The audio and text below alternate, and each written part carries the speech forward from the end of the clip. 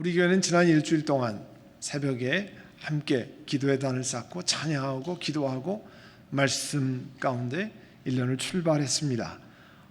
어제만 저는 다른 교회 신년 특별 새벽 기도를 인도하러 다녀왔어요. 설교를 마치고 그 교회 교인들 몇 분과 함께 식탁에서 식사를 할 때였습니다. 10년 이상 저를 오랫동안 보았다는 분 식탁에서 식사를 하며 이렇게 물으셨어요. 제가 오랫동안 목사님을 뵀는데요, 늘 목사님 그 특별한 셔츠를 입고 설교도 하시고 다니시는데 언제부터 그 셔츠를 입기 시작했습니까? 저는 80년대 초반에 한국에서 신학대학원을 다니면서 저를 가르치셨던 예배학 교수님께서 가르치시는 권고에 따라서 이 클로이 셔츠를 입기 시작했습니다. 많은 사람들이 생각하는 것처럼 이걸 성직자 칼라 혹은 클레리컬 칼라라 이렇게 부르는데요, 이 셔츠는 가톨릭 교회 신부님의 신분을 상징하는 복장이 아닙니다. 이 목에 이 칼라는 본래 과거 노예들이 목에 두르고 주인의 인도함에 끌려다니는 목줄이라고 하는 뜻을 가지고 있습니다. 하나님의 일만을 충실히 행하는 종의 신분을 뜻하는 것입니다. 그러니까 영예롭고 화려하고 멋있기 위해 사는 게 아닙니다. 이 복장은 모든 사람들에게 자신이 성직자임을 명백하게 밝힌 일을 하죠. 그러니까 이 칼라는 나의 말, 행동, 몸가짐 전체를 함부로 할 수 없는 마치 브레이크 장치 같은, 제어 장치 같은 역할을 합니다. 이 복장을 하고 어디를 마음대로 다니겠습니까? 그죠? 그래서 제가 한국에 있을 때 속했던 교단의 총회는 모든 목사들이 이렇게 권장하도록 결의를 이렇게 했어요.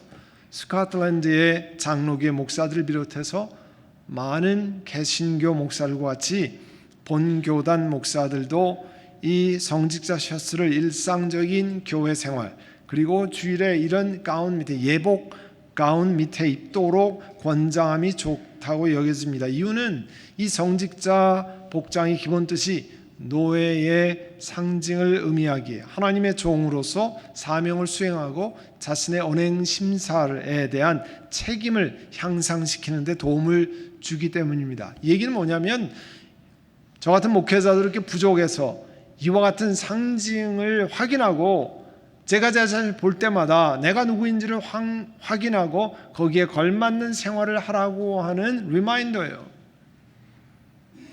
여러분, 이런 예를 보아서도 하나님의 자녀인 우리가 정말 누구인지를 바로 아는 것은 대단히 중요합니다. 그래서 저는 성구 영신 예배 때 그리스도인 우리가 도대체 누구입니까? 하는 문제로 설교를 했습니다. 그때 살펴본 본문이 출애굽기 19장 5절에서 6절, 베드로전서 2장 9절의 말씀인데요, 이 출애굽기 19장 5절에 보면 너희는 모든 민족 가운데서 나의 보물이 될 것이다. 온 세상이 다 나의 것이다. 그러므로 너희는 내가 선택한 백성이 되고 너희 나라는 나를 섬기는 제사장 나라가 되고 너희는 거룩한 민족이 될 것이다. 이스라엘 백성들 향해서 하나님께서 뭐라고 말씀하냐면 너는 내 보물이 되고 제사장 나라가 되고 거룩한 민족이 될 것이라, 그렇게 말씀했습니다. 그런데요, 구약의 말씀이 신약 예수 그리스도를 주라 섬기는 우리들에게 그대로 적용돼서 베드로 전서 2장 9절에 가면 여러분 택하심을 받은 족속이요 왕과 같은 제사장들이요 거룩한 민족이고 하나님의 소유, 하나님의 보물이 된 백성입니다. 그렇게 되어 있어요. 오늘은 다른 각도에서 우리 그리스도인들이 누구인가 하는 것을 금년도 이 theme verse, 주제 성구를 중심으로 해서 살펴보려고 합니다. 이 에베소라고 하는 것은요, 지금 이 터키, 옛날에 소아시라, 아시아 마이너라고 불렀는데요, 이 터키의 지중해 연안 쪽에 있는 도시입니다. 그 도시에 그 도시에 신앙생활하는 사람들에게 편지를 쓴 내용이 에베소서의 이피전이에요. 그런데 6장까지로 되어 있는데 1장에서 3장까지는 이 에베소란 지역에서 예수 믿는 에베소 교인들이 도대체 당신들은 누구인 줄 압니까? 이와 같은 것들을 알려주는 사도 바울의 설명이 있습니다. 그리고 본문이 4장에 등장하죠. 그런데 특별히 그 중에 2장에는 예수 믿는 사람들은 누군가 하는 것을 말씀합니다. 우리가 암송을 하는 구절인데요. 에베소 2장 8절 구절 우리 다 같이 한번 읽어봅니다. 너희는 그 은혜에 의하여 믿음으로 말미암아 구원을 받았으니 이것은 너희에게서 난 것이 아니요 하나님의 선물이라. 행위에서 난 것이 아니니 이는 누구든지 자랑하지 못하게 함이라. 우리가 특별히 하나님께 인정받을 일을 했기 때문에 하나님이 우리를 건져내신 것이 아니라는 거예요. 우리가 아무것도 하지 않았지만 영원한 사망에서 건져내서 영원한 생명으로 옮기신 것, 하나님이 은혜로 주신 것이라고 하는 말씀입니다. 그래서 은혜로 이렇게 하나님의 자녀가 된 다음에 우리를 향해서 2장 10절에 이런 말씀 주세요. 다 같이 합니다. 우리는 하나님의 작품입니다. 선한 일을 하게 하시려고 하나님께서 그리스도 예수 안에서 우리를 만드셨습니다. 하나님께서 이렇게 미리 준비하신 것은 우리가 선한 일을 하며 살아가게 하시려는 것입니다. 그리고 에베소 4장, 5장, 6장까지는요 이렇게 은혜로 하나님의 자녀가 된 우리들에게 하나님 자녀답게 행동하라고 하는 말씀을 전하고 있습니다. 자, 목회자인 제가 이렇게 크로시ャツ를 입고 다니는 것은 그 교회 전통에 의해서 목회자답게 행동하고 언행거지를 잘 살피라고 하는 내용이죠. 우리 그리스도인들에도 마찬가지입니다. 오늘 하나님 말씀은 우리가 누구냐? 14절의 말씀에 보면 우린 더 이상 어린아이로 있어서는 안 됩니다. 어린아이를 벗어나라 그렇게 말씀하는 거예요. 우리는 인간의 속임수, 간교한 술수에 빠져서 온갖 교훈의 풍조에 흔들리거나 이리저리 밀려다니지 말아야 됩니다. 우리가 그렇게 쉽게 밀려다니고 왔다 갔다 하는 사람이 된다는 거예요.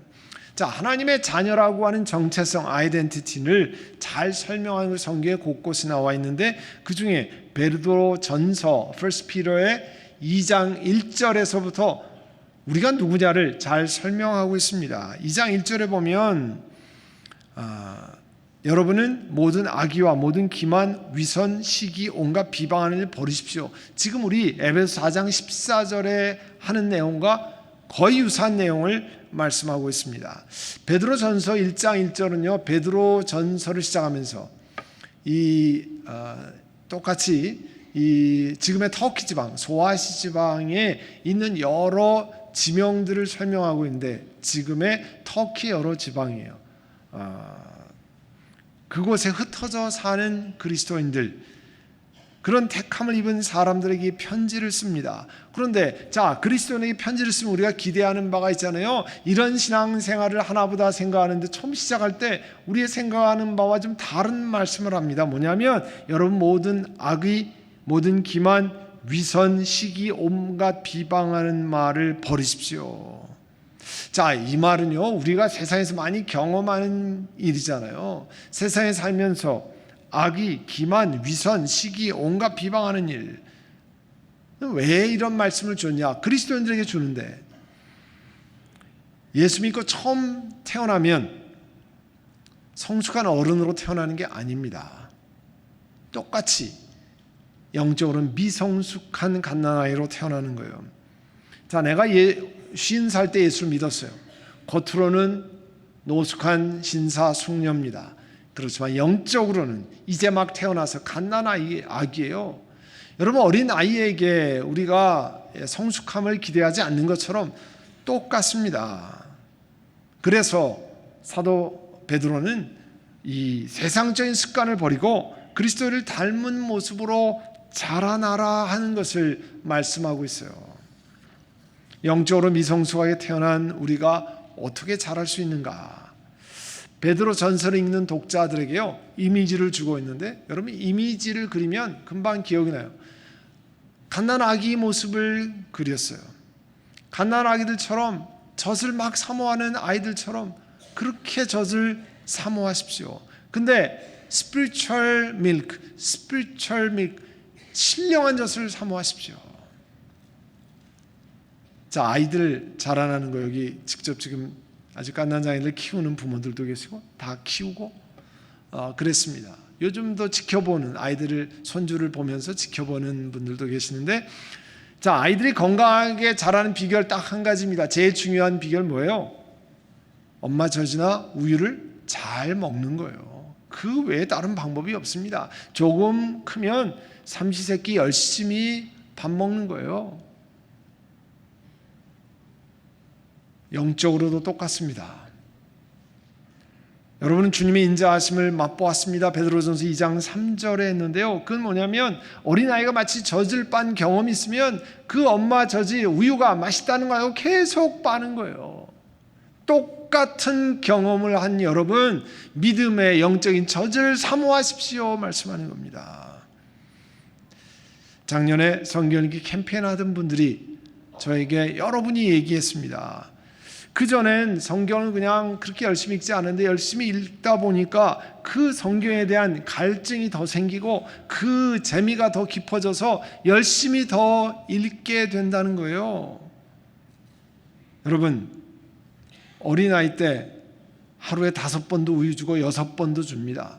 그것이 나중에 3번 정도로 고정되어 가지고 때가 되면 밥을 차려주고 같이 먹자 그러고 그렇게 하잖아요. 그래서 우리 삶이 육체적인 건강을 유지하게 됐습니다. 똑같아요. 매일 영적인 양식을 먹고 주님과 친밀히 같이 하는 시간을 갖지 않으면 영적으로 영양실조에 걸려간다는 사실을 여러분 기억하셔야 됩니다.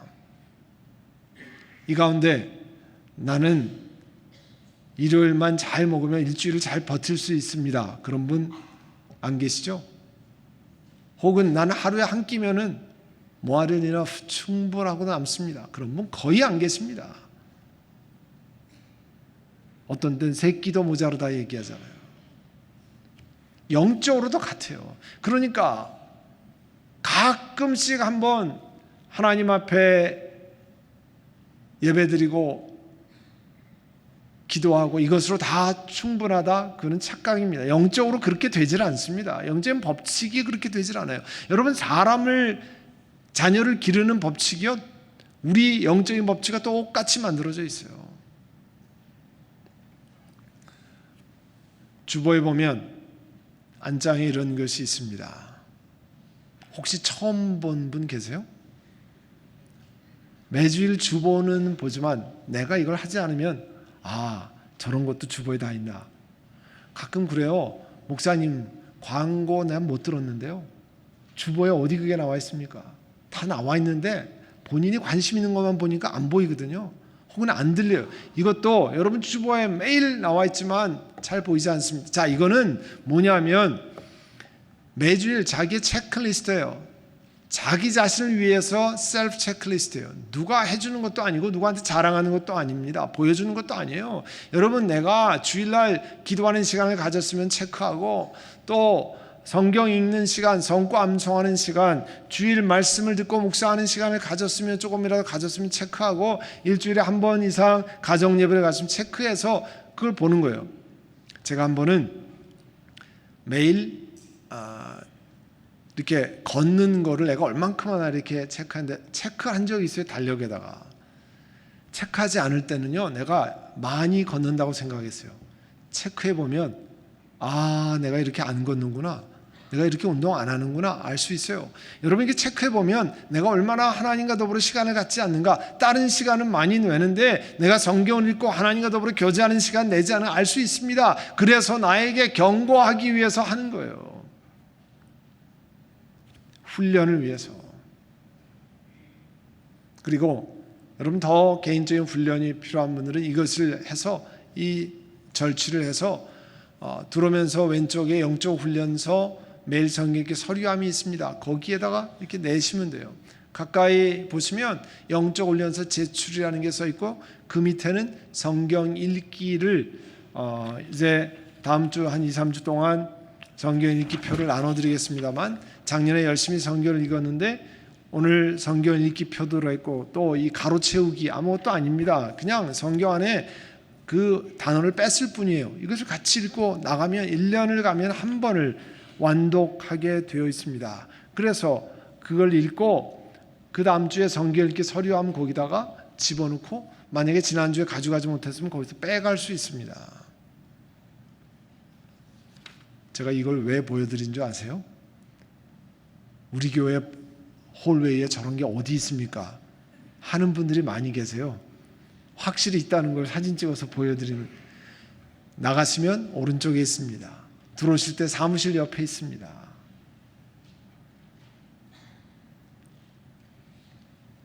에베소 4장 14절의 말씀은요, 사람은 인간의 속임수, 간교한 술수에 빠져서 온갖 잘못된 교훈의 풍조에 흔들려서 이리저리 왔다 갔다 한다는 거예요.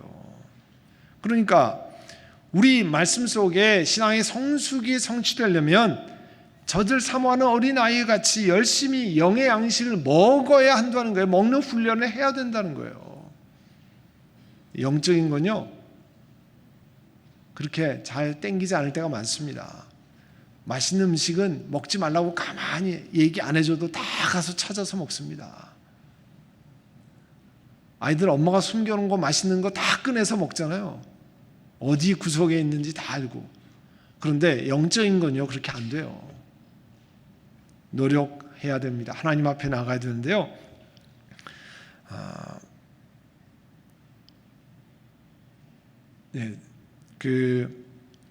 우리 사랑 안에서 진리를 고백합시다. 오늘 15절에 보시면 우리가 사랑으로 진리를 말하고 살면서 speaking the truth in love 이렇게 되어 있는데, 사실은 그 원어를 더 깊이 찾아보면 단순히 진리를 말하는 게 아니라 사실 confessing the truth in love.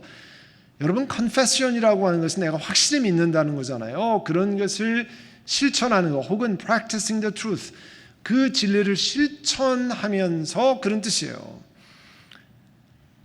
이 말씀은 점점 잘못된 가르침, 거짓된 교사가 판을 치는 그런 과거의 환경과 지금 환경이 똑같다는 것을 말씀하고 있습니다. 간사한 술법, 잘못된 가르침으로 우리들을 흔들어 놓는 게 2000년 전이나 지금이나 똑같다는 거예요. 2006년 겨울에, 매년 겨울이면 타임 매거진이 그해의 인물, The Person of the Year를 선정합니다. 근데 그 해는 오른쪽에 이제 그해 타임 매거진 표지인데요, 커버 페이지인데요, 그 앞에 컴퓨터 화면을 놓고 you 그랬어요. 우리들이라 그렇게 했어요. 이 커버에 관한 내용을 아티클을 보면 어떤 내용이 나오냐면, 당시 그 전에서부터 막 뜨기 시작했던 것이 뭐냐면 위키피디아, 유튜브, 마이스페이스, 페이스북, 혹은 우리 사용자가 컨트리뷰션 할 수 있는 웹사이트들이 많이 썼는데요. 이때만 해도 2006년만 해도 유튜브 이런 거 많이 보지 않았어요. 위키피디아 많이 보지 않았어요. 근데 위키피디아가 뭡니까? 옛날에 어렸을 때 어느 집에 가면 엔사이클로피디아 브리테니카 30권, 40권짜리 쫙 있는 거 보신 적 있죠? 요즘 어느 집에 가도 그런 거 없어요. 왜냐하면 이때서부터 위키피디아가 개개인이 컨트리뷰션해서 엔사이클로피디아 브리테니카와 같은 그런 이 백과사전을 만들어가기 시작했어요. 각 개개인이 컨트리뷰션해서. 또 유튜브에, 개인이 유튜브에 비디오 컨텐츠를 올려가지고 많은 사람들이 보기 시작했어요. 근데 13년이 지난 다음에, 14년이 지난 다음에, 그 당시 13년 전에 별로 사용하지 않았지만 요즘에는요, 이 유튜브 선생님에게 얼마나 많이 의존하는지 몰라요. 여러분 보시면 거의 유튜브 선생님 아니면 구글 선생님께 다 묻잖아요. 너무 많은 것을 사실은 의존하고 있어요. 물론 도움이 되는 게 사실입니다. 그렇지만 그 컨텐츠가 어디까지 진실인지 분간하기가 상당히 어려운 게 많습니다. 여러분, 95%의 진실을 말하고 5%의 중요한 거짓말을 거기에 섞어서 놓으면요, 거의 대부분 찾아내지를 못합니다. 아주 전문가 아니면 몰라요. 그런데 영적인 것에도 이런 유튜브를 통해서 그렇게 활용하는 사람들이 많습니다. 이단의 가르침, 웹사이트에, 유튜브에 엄청나게 많이 나와 있어요. 그래서 이 영적인 건 정말 심각한 문제를 이야기합니다. 내가 예배드리지 않고 유튜브를 통해서 설교 들으면 다 해결되지, 그렇지 않습니다. 그리고 구역, 선교회, 여러분 가까운 사람의 카톡방 이런 것은 내가 은혜 받은 것이라고 나눌 때, 올릴 때 대단히 주의해야 됩니다. 아무거나 올리는데요, 그게 정말 바른 것인지 확인할 방법이 없는 게 너무 많아요. 이단의 가르침, 잘못된 가르침을 열심히 은혜 받았다고 퍼나르는 경우도 너무 많습니다. 굉장히 주의해야 돼요. 산상수훈에 예수님이 뭐라고 말씀하시냐면 마태복음 7장 16절 이하에 너희는 그 열매를 보고 그들을 알아야 한다. 가시나무에서 어떻게 포도를 따며 엉겅퀴에서 어떻게 무화과를 딸 수 있겠느냐. 이와 같이 좋은 나무는 좋은 열매를 맺고 나쁜 나무는 나쁜 열매를 맺는다. 좋은 나무가 나쁜 열매를 맺을 수 없고 나쁜 나무가 좋은 열매를 맺을 수 없다. 여러분 뒷마당에 과일나무 심어보신 적 있죠? 아무리 빨라야 몇 개월 아니면 몇 년이 지나야 열매가 열립니다. 그래서 열매를 보아 나무를 안다는 얘기는 뭐냐면요, 오랫동안 지켜봐야 된다는 거예요. 반짝반짝하는 것 가지고 잠깐 유튜브나 뭐 웹페이지, 홈페이지 이런 걸 보고 와 굉장하구나, 그걸로 모른다는 겁니다. 비슷한 거를 다 올려놓거든요. 결정적으로 중요한 것들은 잘 얘기하지 않거든요. 오랫동안 지켜봐야 된다는 거예요. 그래서 정말 좋은 열매를 맺느냐 확인한 다음에 아 이게 좋은 나무구나 아는데요. 여러분 그 컨텐츠 내용이 누가 만드는지 어느 단체에서 만드는지 확인하고 해야 되는데 그걸 알 방법이 없어요. 이런 면에서 요즘은 교회가 성경이 가르치는 말씀을 실천하면서 진리를 고백하는 공동체가 되는 것이 참 어려운 때를 맞았습니다. 세상의 풍조, 트렌드를 중요시 여기기 때문에 세상이 다 이렇게 삽니다. 이런 트렌드 속에 삽니다. 그러면 다 괜찮은 거라고 생각하는데 그렇지 않습니다. 그래서 세상의 트렌드를 쫓아가서 성경 말씀을 뒤틀리고 그거를 부인하는 그런 믿음의 공동체들도 점점 많이 나타나기 때문에 잘 분별해야 합니다. 그래서 우리가 교회적으로 같은 하나님의 말씀을 진리로 고백하고 confessing the truth in love 그렇게 하는 게 얼마나 중요한 일인지 몰라요. 그러나 이런 신앙 고백을 지키고 선포하는 것이 중요하지만 사랑으로 해야 된다는 거예요. In love, 사랑으로 해야 된다는 거예요. 여러분 진리를 고백해서 너 이거 틀렸어, 이게 맞는 거야. 그러나 그를 향한 불쌍한 마음, 그를 향한 품는 마음이 없으면 그거는 speaking the truth는 이지만 speaking the truth in love는 아니에요. 잘못하면 남을 criticizing만 하고 진리를 말하지만 남을 criticizing하고 받아들이지 않는 일이 너무 많습니다. 그런데 신앙의 성숙한 단계는 뭐냐면 Speaking the truth in love, 사랑함으로 그들을 긍휼히 여기는 마음으로 진리를 말한다는 거예요. 그래서 다른 그리스도인들의 이 안녕과 그들의 신앙의 상태 그리고 신앙의 성숙, 감정에 깊은 관심을 가지면서 민감하게 하는 거예요. 그게 성숙으로 나아가는 사람들이 하는 일입니다. 그리고 오늘 16절을 한번 보세요. 온몸은 머리이신 그리스도께 속해 있고 몸에 갖추어져 있는 각 마디를 통하여 연결되고 결합됩니다. 각 지체가 그 맡은 분량대로 활동함을 따라 몸이 자라나고 사랑 안에서 몸이 건설됩니다. 우리 그리스도인들로 우리 선한 목자 교회 하면 건물이 아니죠. 여러분 한 분 한 분이 모여서 선한 목자 교회가 되는 겁니다. 그런데 교회 머리는 누구세요? 예수 그리스도시잖아요.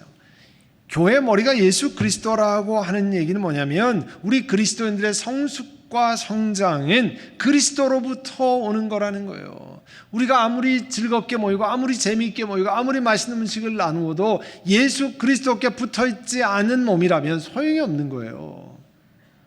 그리스도와 더불어 교제하지 않는 거라면 내가 아무리 왔다 갔다 해도 신앙이 자라나지 않습니다. 다른 것으로는 자라날 방법이 없어요. 아이들이 우유나 젖이나 음식을 먹지 않으면 자라날 방법이 없어요. 요한복음 15장 4절에 내 안에 거하라 나도 너희 안에 거하리라. 가지가 포도나무에 붙어있지 않으면 근원대 생명의 근원대는 예수 그리스도 포도나무에 붙어 있지 아니하면 스스로 열매를 맺을 수 없음 같이 너희도 내 안에 있지 아니하면 그러하리라. 모든 그리스도인들이 생명의 근원 되신 포도나무이신 예수 그리스도께 접붙여 있어야, 연결이 되어 있어야 영적으로 살아난다고, 영적으로 자라나는 겁니다. 그리고 오늘 이 말씀에 아주 중요한 말씀이 있는데요, 각 지체가 그 맡은 분량대로 활동함을 따라 몸이 자란다는 거예요. 이 말씀은 중요한 진리를 가르칩니다. 교회는 특별한 은사가 있는, 앞장서 있는 저 같은 몇 사람에 의해서 교회가 성숙하고 자라나는 것이 아니라는 말씀이에요.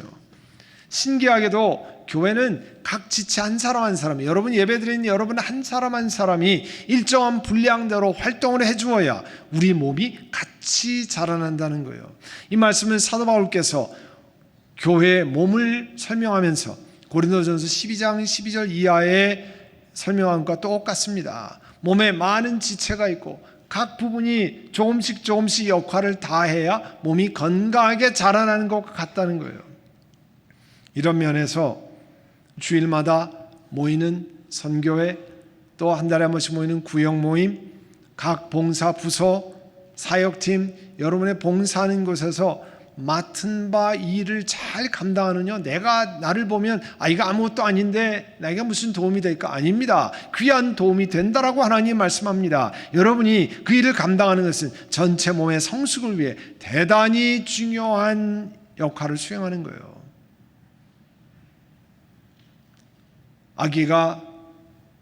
태어난 아기가 엄마 젖을 열심히 먹고 무럭무럭 자라가는 것은 엄마 아빠의 공통된, 인류 공통의 소원이에요.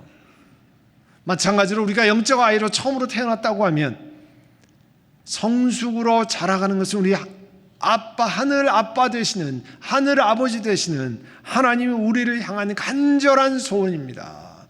여러분, 그냥 여러분 자녀가 자라나지 않으면 닥터를 만나서 무게 재고 키 재고 다 하잖아요. 반년이 지나도 1년이 지나도 자라나지 않으면 괜찮다고 하는 부모가 없습니다. 하나님께서 여러분이 영적으로 태어난 다음에 1년이 지나고 5년이 지나고 10년이 지나도 자라나지 않으면 괜찮다, 잘하고 있다, 그렇게 하나님이 하시지 않습니다. 여러분을 향해서 우리가 2020년에 선한목자교회가 교회여 성숙하라고 하는 주제를 갖게 하시는 것은 여러분 한 사람 한 사람에게 자라나야 한다, 자라거라 하나님의 음성을 들으셔야 합니다. 이제 금년엔 작년에 말씀 읽기 발동을 거셨으니까 이제 읽는 것을 습관으로 만들어 가십시오. 이 모멘텀을 놓치지 마시기를 바랍니다. 몸에 배게 만드시기를 원합니다. 밥 먹는 것이 습관이 된 것처럼 하나님 말씀을 읽고 기도하고 하나님과 더불어 기도하는 것이 습관이 되게 만들고 삶의 다양한 부분에서 여러분 성숙해지도록 하나님의 바람과 소원을 간절히 들으시기를 간절히 소원합니다. 기도하겠습니다. 여러분 이 시간 기도하실 때 하나님 우리를 불쌍히 여기시기를 원합니다. 과거에는 내가 신앙생활하는 거 그냥 왔다 갔다 하면 다 되는 것으로 생각했지만 이제 어린아이가 자라는 것처럼 저도 자라나기를 원합니다. 2020년에는 교회여 성숙하라는 음성을 듣고 저도 자라가기를 원합니다. 그와 같은 것은 내 영적인 노력 에너지를 드리기를 원합니다. 하나님 불쌍히 여기시고 그런 은혜를 주시옵소서. 우리 한번 들은 말씀을 기억하고 우리 함께 하나님 앞에 기도드리겠습니다. 통성으로 사랑하는 주님, 이제 2020년엔 우리 온 교회가 함께 성숙해지는 캠페인을 할 때 우리도 함께 자라가고 함께 성장하고 주님 앞에 나아가는 은혜를 허락하여 주옵소서. 사랑하는 주님, 우리 삶의 모든 분야에서 그리스도에까지 자라갈 수 있는 그런 훈련에 우리도 동참하고 하나님과 더불어 기도하고 가까이 하는 시간을 갖게 하여 주옵소서. 예수님의 이름으로 기도드립니다. 아멘.